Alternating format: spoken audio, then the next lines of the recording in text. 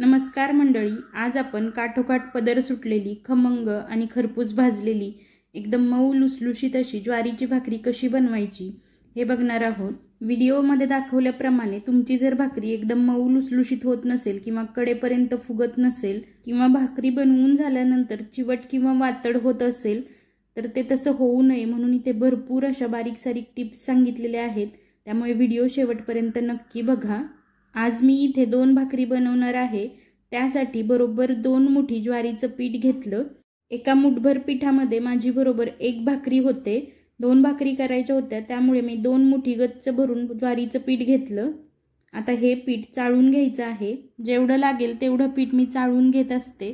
तुम्ही जर एकत्र सगळं पीठ चाळून डब्यामध्ये भरून ठेवलं तरी सुद्धा चालेल। अशा प्रकारे इथे 2 ज्वारीच्या भाकरीसाठीचं पीठ मी व्यवस्थित असं चाळून घेतलेलं आहे।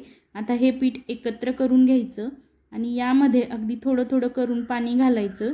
गव्हाच्या पिठाच्या तुलनेमध्ये ज्वारीच्या भाकरीचं जे पीठ असतं ते कमी पाणी शोषून घेतं, त्यामुळे पाणी एकदम घालायचं नाही, अगदी थोडं थोडं पाणी घालायचं आणि हे पीठ सगळं एकत्र करून घ्यायचं। तोपर्यंत तुम्ही जर माझ्या यूट्यूब चॅनलवर नवीन असाल तर प्रियंका घारमळकर या चॅनलला आत्ताच सबस्क्राईब करून घ्या।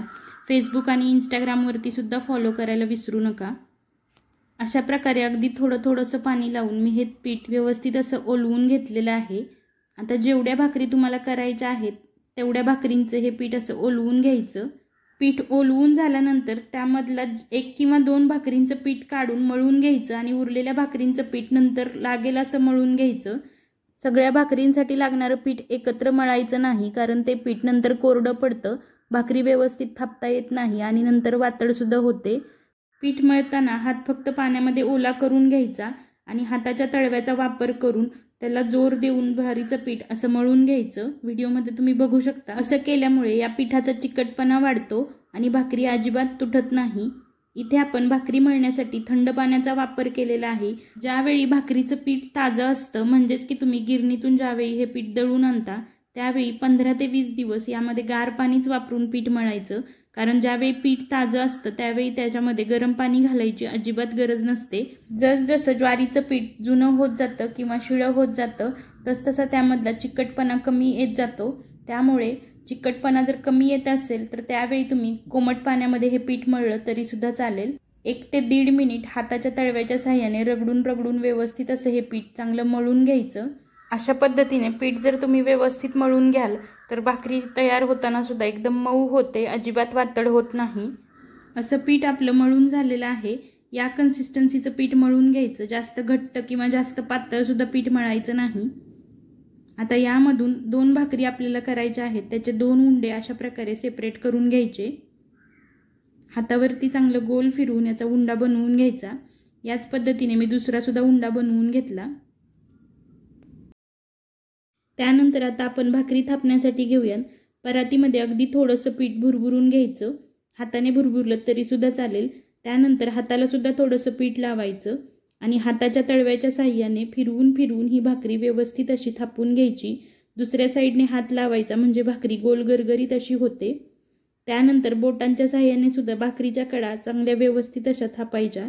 गरज लागेल तसं दोन्ही हातांना मध्ये मध्ये पीठ लावत राहायचं आणि व्यवस्थित अशी गोल फिरवत फिरवत ही भाकरी थापून घ्यायची। व्हिडिओमध्ये तुम्ही बघू शकता खाली पुरेसं असं पीठ टाकल्यामुळे ही भाकरी व्यवस्थित फिरत आहे, कुठेही चिकटून बसत नाही।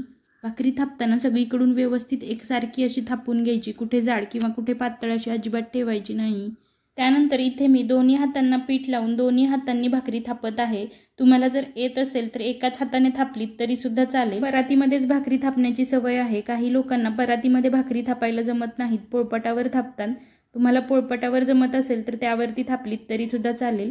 अशा प्रकारे साईडच्या कडा व्यवस्थित अशा बोटांनी थापून घ्यायच्या। भाकरी थापताना बऱ्याच वेळी काय होतं की साईडच्या कडा तर आपण बोटांनी अशा व्यवस्थित थापून घेतो, पण मध्ये भाकरी थोडीशी जाड राहते, त्यामुळे मध्ये सुद्धा व्यवस्थित अशी बोटांनी ही भाकरी थापून घ्यायची।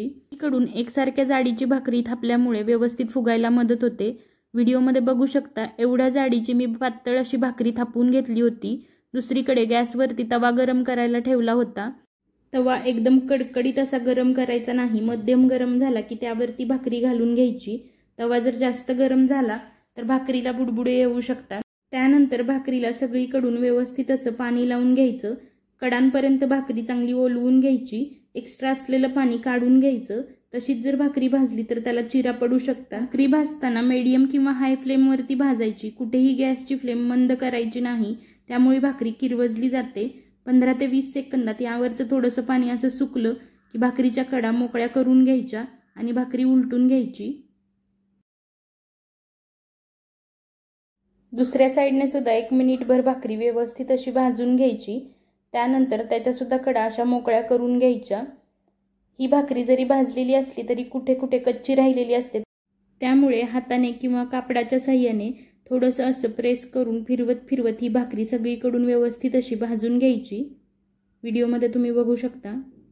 गॅसची फ्लेम हाय ठेवायची। इथे जर भाकरी तुम्ही फिरवली नाही तर करपण्याची शक्यता असते। त्यानंतर हा तवा आता मी बाजूला काढत आहे, तुम्ही हवं तर त्या तव्यावर उलटी करून ही भाकरी परत भाजू शकता। त्यानंतर गॅसच्या फ्लेमवरती मी एक जाळी ठेवली आणि या जाळीवरती उलट्या बाजूने आता ही भाकरी भाजून घेत आहे। मस्त अशी भाकरी टम्म फुगत आहे। तुम्ही हवं तर तव्यावरतीच ही भाकरी उलटी टाकून अशी भाजून घेऊ शकता। भाकरी भाजताना जरा जपून भाजायची, कारण काठाला अशी भाकरी फुटते आणि त्यामधून जी वाफ येते ती हाताला जोरात भाजण्याची शक्यता असते, त्यामुळे जरा काळजीपूर्वक भाजून घ्यायची। इथे तुम्ही उलटून अशी भाकरी चेक करून बघू शकता, कुठं कच्ची असेल तिथं भाजून घेऊ शकता। अशा प्रकारे भाकरी भाजायला जास्त वेळ लागत नाही, अगदी थोड्या वेळामध्ये ही भाकरी भाजून होते। अशा प्रकारे मस्त खमंग आणि खरपूस अशी मी भाकरी भाजून घेतलेली आहे, व्हिडिओमध्ये तुम्ही बघू शकता। भाकरी भाजून झाल्यानंतर गरम गरम भाकरी डब्यामध्ये लगेच भरून ठेवायची नाही। असं एखादं टोपलं असेल तर त्यामध्ये असा कपडा टाकायचा आणि त्यामध्ये ही गरम भाजून घेतलेली भाकरी घालून घ्यायची। गरम गरम भाकरी लगेच डब्यामध्ये भरून ठेवायची नाही, त्याला पाणी सुटलं जातं, त्यामुळे ती भाकरी चवीला चांगली लागत नाही। अशी टोपल्यामध्ये किंवा एखाद्या जाळीवरती काढून थंड करायची। याच पद्धतीने मी दुसरी सुद्धा उरलेली भाकरी थापून आणि चांगली भाजून घेतली। एक भाकरी भाजतोय तोपर्यंत दुसरी भाकरी थापून होते, त्यामुळे मी 2 भाकरींचं पीठ मळलं होतं। दोन्ही भाकरी आपल्या तयार आहेत। या दोन्ही भाकरी तुम्हाला दाखवते किती मऊ लुसलुशीत झालेल्या आहेत, तुम्ही बघू शकता। एक भाकरी मी तुम्हाला मोडून सुद्धा दाखवत आहे, बघू शकता अगदी काठापर्यंत पदर व्यवस्थित असा सुटलेला आहे। ही भाकरी कुठे सुद्धा चिवट किंवा वातड झालेली नाही, काठोकाठ फुगलेली आहे आणि पदर सुद्धा अगदी काठोकाठ सुटलेले आहेत। तुम्ही सुद्धा इथे सांगितलेल्या सगळ्या टिप्स जर फॉलो केल्या तर तुमच्या सुद्धा भाकरी अशा मऊ लुसलुशीत होतील, अगदी काठोकाठ फुगतील आणि त्याला पदर सुद्धा व्यवस्थित सुटतील। पूर्णपणे या भाकरी थंड करून घ्यायच्या आणि मगच डब्यामध्ये भरून ठेवायच्या। तुम्हाला ही भाकरीचा व्हिडिओ कसा वाटला हे मला कमेंट करून नक्की सांगा। आवडला तर लाईक, शेअर, सबस्क्राईब करा। जास्तीत जास्त हा व्हिडिओ तुमच्या मित्रमैत्रिणींसोबत, फॅमिलीसोबत शेअर करा। फेसबुक आणि इंस्टाग्रामवरती सुद्धा फॉलो करा। चला मग पुन्हा भेटूयात अशाच एखाद्या नवीन रेसिपीमध्ये। Thanks for watching.